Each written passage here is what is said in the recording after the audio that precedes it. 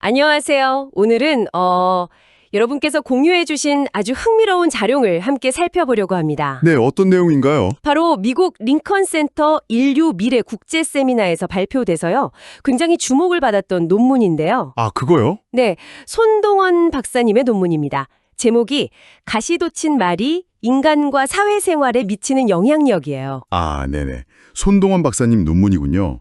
이분이 미국 링컨 리더십 연구소 총재시면서 또 저명한 미래학자시잖아요. 맞아요. 전공 분야가 정말 사회학, 심리학, 인류학은 기본이고 경영, 법, 신학에 IT, 인공지능 융합까지. 와, 정말 대단하시네요. 평생을 걸쳐서 인류 문명과 세계 평화에 기여할 리더십 원칙을 연구해 오신 분이죠. 그렇죠.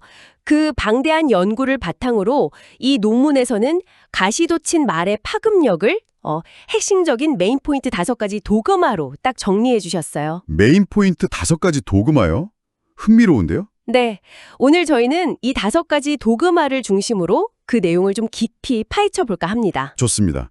그럼 첫 번째 도그마부터 시작해 볼까요? 언어적 폭력의 심리적 상흔입니다. 심리적 상흔이요? 네. 이게 그냥 기분 나빠 이 정도가 아니고요. 듣는 사람의 자존감 자체를 막 무너뜨릴 수 있다는 거예요. 아, 자존감을요? 심하면 우울증 같은 그런 정신건강 문제로까지 이어질 수 있다는 거죠. 눈에 보이는 상처는 아니지만 그 내면의 상처는 훨씬 깊고 오래갑니다. 확실히 보이지 않으니까 더 무서울 수도 있겠네요. 손동원 박사님은 이걸 사회적 독소라고 표현하셨다고요? 네, 맞아요. 아주 적절한 비유죠. 이게 독소처럼 서서히 근데 확실하게 개인의 정신을 파괴할 수 있다는 의미입니다. 무섭네요. 그리고 이런 내면의 문제는 자연스럽게 다음 단계로 넘어가죠. 바로 관계의 문제입니다. 아, 그게 그럼 두 번째 도구마 관계의 해체와 사회적 고립이겠군요. 정확합니다. 아무리 친한 사이라도 그런 날선 말들이 오가면 신뢰가 깨지잖아요. 그렇죠. 신뢰가 한번 깨지면 회복하기 어렵죠. 네, 결국 관계가 끊어지게 되는 거죠. 뭐랄까, 사회교환 이론 관점에서 보면요. 사람은 관계에서도 무의식적으로 이득과 비용을 따지거든요. 아, 그렇군요. 근데 이 가시돋친 말은 관계의 비용을 엄청나게 높여버리는 거예요. 그래서 결국 이 관계는 더 이상 나에게 이득이 안 돼. 이렇게 느끼게 만드는 거죠. 관계를 유지할 가치가 없다고 느끼게 되는 거군요. 네. 또 애착이론으로 보면 이런 언어폭력은 타인과 안정적인 관계를 맺는 걸 방해해서 결국 사회적으로 고립될 수도 있고요. 이야, 개인의 내면에서 시작해서 관계까지 파괴하는군요. 이게 혹시 사회 전체로는 또 어떤 영향을 미칠까요? 바로 그게 세 번째 도구마입니다. 사회적 분위기 오염과 집단 갈등 심화. 사회적 분위기 오염? 네. 어떤 특정인이나 집단에 대해서 막 가시돋친 말을 하는 게 용인되는 분위기가 있다고 쳐보세요. 네. 그럼 사회학습 이론처럼 다른 사람들도 그걸 보고 배우는 거예요. 저렇게 말해도 되는구나 하고요. 특히 요즘 온라인 공간 보면 더 심하죠. 아, 맞아요. 익명 뒤에 숨어서 더 심하게 말하는 경우도 많잖아요. 그렇죠. 이게 결국 집단 간의 불신, 적대감 이런 걸 키워서 사회 전체의 통합을 딱 가로막는 겁니다. 손동환 박사님께서 이걸 사회적 바이러스라고까지 표현하신 이유죠. 사회적 바이러스라 정말 적절한 비유 같아요.